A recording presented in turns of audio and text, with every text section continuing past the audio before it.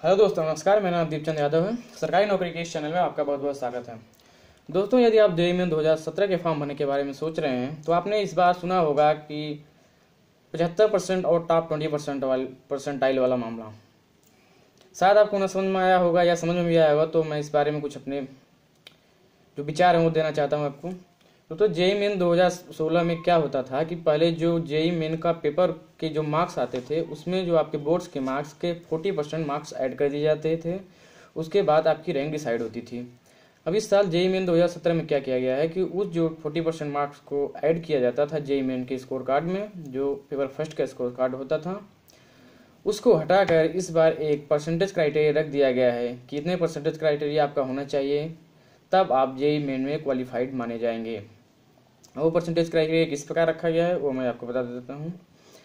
यदि आप किसी भी बोर्ड से 75% या 75% के ऊपर हैं तो आप जेईई मेन के लिए पूरी तरह से एप्लीकेबल हैं। यदि आप क्वालिफाइड कर लेते हैं या आप काउंसलिंग कराते हैं तो कोई दिक्कत होने वाली नहीं है।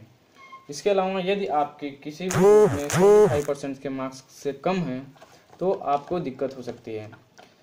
इसके अलावा इसका एक और अन्य क्राइटेरिया ये रखा गया है कि या तो आपके बोर्ड में 75% मार्क्स होने चाहिए, या तो आप उस बोर्ड्स के टॉप 20 परसेंटाइल के स्टूडेंट होने चाहिए। अब 75% मार्क्स आए तो कोई दिक्कत ही नहीं है। अब कुछ लोगों को ये नहीं समझ में आता कि टॉप 20 परसेंटाइल्स का मतलब क्या है, तो मैं इसके बारे में बता देता हूँ।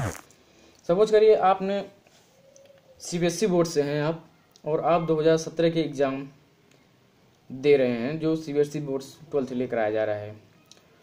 मान लीजिए उस सीबीएसई बोर्ड के एग्ज़ाम में जो आप दे रहे हैं उसमें मान लीजिए 20 लाख लोग एग्ज़ाम दिए। उसमें जो टॉपर होगा मान लीजिए वो 99% पाता है। उसके बाद उसके नीचे जो होगा, जैसे वो फर्स्ट टॉपर हो गया, उसके बाद उसके नीचे जो मार्क्स पाया है, मान लो 99 पॉइंट पहला पाया है, मान लो 98.7 पाया है, उसके नीचे वाला मान लो 97 पॉइंट कुछ पाया है, उसके नीचे वाला मान लो 96 पॉइंट कुछ पाया है। तो इसी प्रकार उसको एक मानकर 99 वाले को एक मानकर इसी डिसेंडिंग क्रम में आते जाएंगे, जहाँ तक 20,000 लड़के पहुँचेंगे जिस परसेंट तक, वो परसेंट डिसाइड कर दिया जाएगा कि यही मिनिमम परसेंटेज होना चाहिए आपको जेईई मेन में क्वालिफिकेशन के लिए या काउंसलिंग के लिए, जो भी है।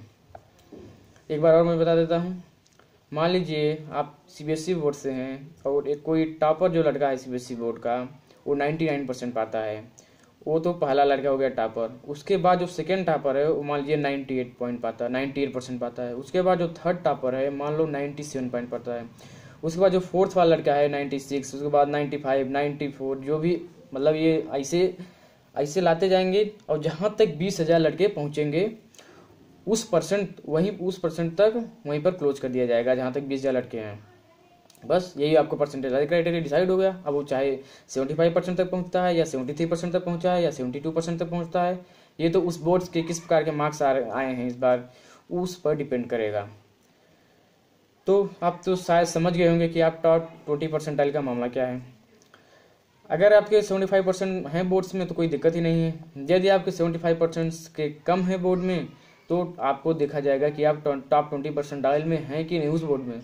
यदि आप टॉप 20 परसेंटाइल में भी आ जाते हैं तो तब भी आप जेईई मेन की काउंसलिंग कराने के योग्य हो जाएंगे। यदि आप 75% तो आपका ऑलरेडी मार्क्स है तो कोई दिक्कत नहीं है। यदि ये उन लोगों के लिए है टॉप 20 परसेंटाइल देखने वाला मामला, यदि उनके मार्क्स 75% से नीचे हैं तो उनको ये देखना पड़ेगा कि टॉप 20 परसेंटाइल लड़के किस परसेंट तक आ रहे हैं।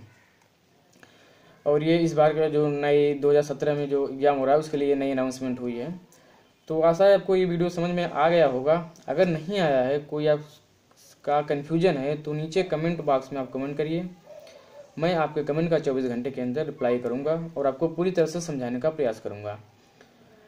और अधिक जानकारी के लिए मेरे इस चैनल को सब्सक्राइब करना ना भूलें। सब्सक्राइब करने के लिए आपका क्या करना पड़ेगा, आप वीडियो जहां देख रहे हैं उसके नीचे एक लाल बटन होगी, वहां सब्सक्राइब लिखा होगा, आप उस पर क्लिक कर दीजिए, मेरा चैनल सब्सक्राइब हो जाएगा। इससे आपके क्या होगा, मैं जो नई वीडियो बनाऊंगा उसकी अपडेट आपको मिलती रहेगी। आशा आपको वीडियो पसंद आई होगी। और अधिक वीडियो के लिए मेरे चैनल को सब्सक्राइब करना भूलें। मैं अगली वीडियो के साथ उपस्थित होता हूँ, तब तक के लिए नमस्कार।